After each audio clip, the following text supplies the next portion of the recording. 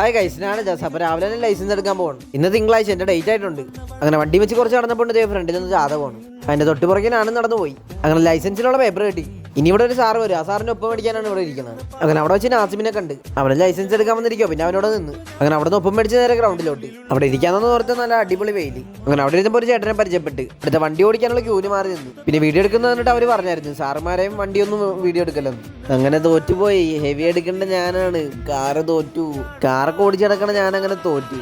എന്താണെന്ന് അറിയത്തില്ല, നെഞ്ചത്ത് ഒരു കല്ലിരിക്കുന്ന പോലെ ഒരു തോന്നല്. പിന്നെ അവനെ ഉണ്ടായിരുന്നുള്ളൂ സപ്പോർട്ട് ചെയ്യാൻ. അങ്ങനെ അവൻ്റെ കൂടെ നടന്ന് നേരെ വണ്ടി എടുക്കാൻ പോയി. കാറിന്റെ അകത്തോട്ട് കയറുമ്പോൾ എന്തോ ഒരു സ്വപ്നം പോലെ ടെൻഷൻ അടിച്ചിട്ടായിരിക്കും. ലാസ്റ്റ് കമ്പി വരെ വളഞ്ഞു വന്നായിരുന്നു. പെട്ടെന്ന് ഞാനെടുത്ത് ഫ്രണ്ടിലോട്ട് എടുത്തു. കമ്പിലൊന്നും ഇടിച്ചില്ലായിരുന്നു. ഫ്രണ്ടിലോട്ട് എടുത്താൽ തോറ്റി. എൻ്റെ ഒരു അഭിപ്രായത്തിൽ എല്ലാവർക്കും ഒരു ചാൻസ് കൂടെ കൊടുക്കായിരുന്നു. അവൻ എത്രയൊക്കെ വിളിച്ചിട്ടും വന്നില്ല. ബസ്സിൽ പൊക്കോളാന്ന് പറഞ്ഞത്.